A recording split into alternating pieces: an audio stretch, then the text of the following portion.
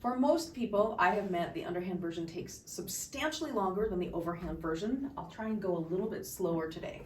So first up, let's start with the one-handed drills. The one-handed drill for this one involves taking one of the poi, spinning it in underhand, and you have to be able to go do the side to side, home and away, which looks like this. Remember, when I say home, I mean on its own side, away on the other side. And when you're doing this motion with the other hand involved, you do 2 on the away side, 1, 2, and then 1 home. 1, 2, away, 1 home. 1, 2, away, 1 home. 1, 2, 1, 1, 2, 1. And then in relation to the other arm, it'll go under the arm, over the arm, and then back home. So under, over, home. Under, over, home. Under, over, home. Under, over, home. And we'll do 20 more.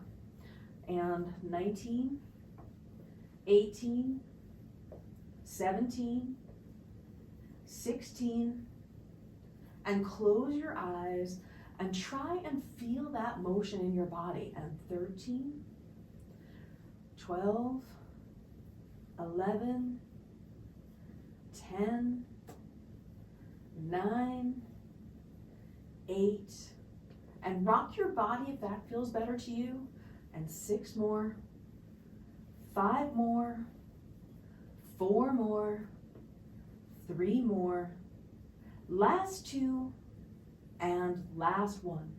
Now we're gonna wrap up that poi and do it with the other poi. So it's underhand, and you're going first side to side, home and away, and then you do 2 away, 1, 2, 1 home, 1, 2, 1 home, 1, 2, 1 home, 1, 2, 1 home, 1, 2, 1 home, 1, 2, 1 home, and then you'll go under, over, home, under, over, home, below the arm, above the arm, back to its own side, below, above, back to its own side, below, above, home, below, above, home, 1, 2, home, under, over, home, under, over, home, and we'll do 20 more, and 19, 18, 17, 16, 15,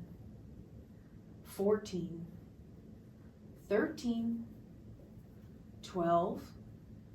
Relax into your body and keep breathing while you're doing it. And 9 more. Feel free to sway if that helps. 7 more. Keep your eyes closed. 6 more. 5 more. 4 more. 3 more. Last 2. And last 1. And then what I want to do now is this technique I call drill sandwiching, where you do your weaker drill first, your weaker hand first, then your dominant hand, then your weaker hand. So we did 20 with each hand. Now I want you to pick whichever hand felt weaker to you, and my left is almost always weaker, but not always. So I'll demonstrate with my left, but you do whichever hand it is that's weaker for you, and we'll do another 20 with that hand. So you've gotten in twice as many reps at the end of these practices. And we'll start again going 2 away, 1 home, 2 away, 1 home, then under, over, home, under, over, home, under, over, home, under, over, home, and 20, and 19, stay relaxed, 18, 17, 16, 15, 14, 13, 12, and 11 more, 10 more, keep your eyes closed if you can, 9 more, 8 more, 7 more, 6 more, 5 more, 4 more, last 3, last 2, and last 1.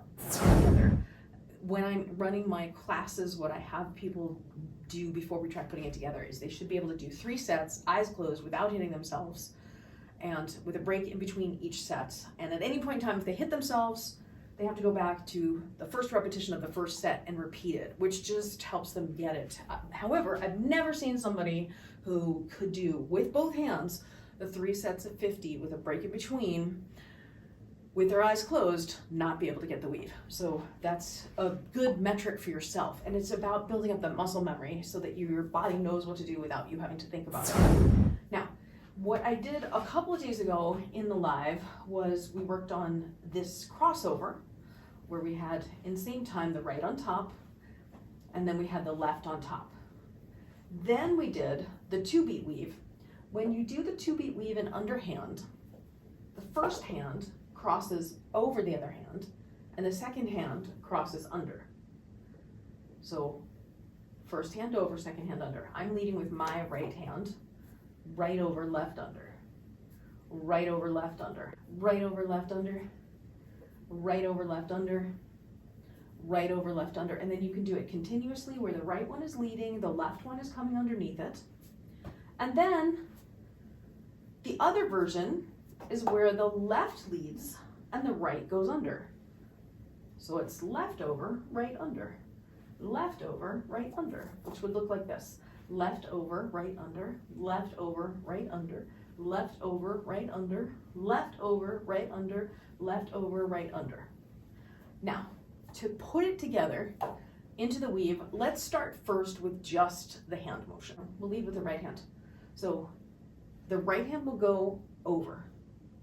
The left hand will come under.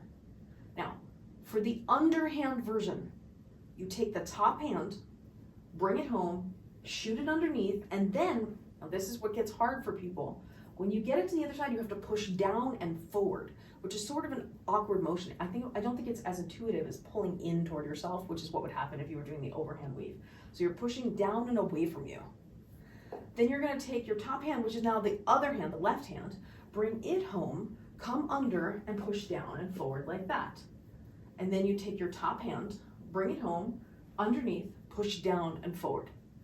Top hand, bring it home, go underneath, push down and forward.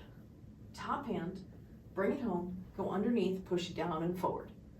And just doing it like this, where you have it really short, but you're going in slow motion, you're not even trying to maintain the momentum of the movement, can really help you get the sense of what the overall flow of the hands is. Then we'll take the left hand, bring it home, go underneath, push down and forward. The right hand comes home, underneath, push down and forward. Left hand, home, underneath, down and forward. Right hand, home, underneath, down and forward. Left hand, home, underneath, down and forward. Right hand, home, underneath, down and forward. Left home, underneath, down and forward. Right home, underneath, down and forward. Left home, underneath, down and forward. Right home, underneath, down and forward. Left home, underneath, down and forward. Right home, and then the left hand, and then whichever hand you have on top. So ignoring my words, it's your top hand home, underneath. Top hand home, underneath. Top hand home, underneath. Push down and forward on the other side. Top hand home, underneath. Top hand home, underneath. And all you do is, and by the way, anytime I say all you do is, that's me mocking how I was taught the weave. This is how I was taught the weave. Well, you just this, and then you do this, and then all you do is this. It was the most uninstructive education I had ever received. I learned I had no real distinction other than knowing I had to go from same time to split time, but they didn't even use the words for it. It was literally a demonstration. So I effort to make linguistic distinctions. Every time I say all you do is, what I'm mocking is the unconscious competence that we all experience when we know something really well. So all you do is, when you're doing the weave and underhand, you're taking the top hand home, underneath, pushing down and forward. While you leave the other hand there, take the top hand home, underneath, push it down and forward when you cross the second time. You bring the top hand home, cross it underneath, push down and forward while you leave the other hand there. Take the top hand home, cross it underneath, push down and forward. And then here's a couple of hints that may be helpful. If when you cross to the other side, whichever hand it is, it's hitting you like that, or like this, or like that, anything like that, you're not getting it wide enough. You have to get it past your hip line in order to ensure that it doesn't hit. Another very common thing that happens is people forget to leave the hand that isn't crossing there, right? So in order for my top hand to go under the other hand has to stay there, right? This hand has to stay here the whole time while this hand comes underneath. Now, this hand has to stay here while this hand comes underneath. So you have to leave it there in order to achieve the aspect of it where it goes under the other hand. Another common thing that happens when people are doing underhand is this. I've seen this with hundreds, if not thousands of students, so this is not abnormal in my opinion. With overhand, because you're coming down, people tend to keep their hands lower. With underhands, because they're going up, what ends up happening is people end up doing this business up here, or they're like way wide out here. What's useful is to try and remember that you're trying to hug yourself close and keep these poi close to you and come in low and tight. So the recommendation, if you can do it, is to try and keep your hands between the top of your armpit and your waist when you're starting out, so that you don't slip up like this at face height and you don't slip forward. And then also try and keep the elbows bent so that if you thought about this in terms of ergonomics, and this would be ergonomically neutral. You have a nice 90-degree angle and it's in line with your body. This is where you're starting to apply a different sort of pressure on the arm. If you keep it in line with the body, and by in line I mean the first segment of the arm from the shoulder to the elbow. So you keep it here in this sort of posture instead of reaching forward. That can really help you have more control, even though you have to have better control when the poi comes underneath the other hand.